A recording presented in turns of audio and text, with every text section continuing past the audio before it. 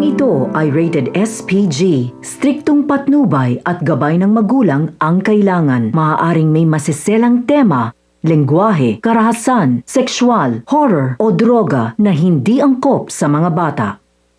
Masaya na sanang nagsisimulang nangangampanya si Tanggol dahil pumayag na nga ang lahat na maging konsihal na nasa listahan niya. Ngunit habang sila ay nagkakasiyahan at inaanunsyo sa lahat, nang sa ganon susuportahan sila ng mga tao doon. Ngunit hindi naman nila inaasahang may masamang mangyayari doon. Nagulat na lang silang lahat na biglang nagkakagulo ang mga tao at nagsisigawan dahil nagkakaroon na ng malaking sunog sa Quiapo. Agad naman na pinuntahan ni Tanggol ang lugar ng sunog at pinalikas niya ang mga tao doon. Tumulong na rin si Tanggol sa mga tao doon na kumuha ng tubig para apulahin ang apoy. Ngunit narinig ni Tanggol na may taong sumigaw at humingi ng tulong na natrapa sa loob ng kanilang bahay na nasunog.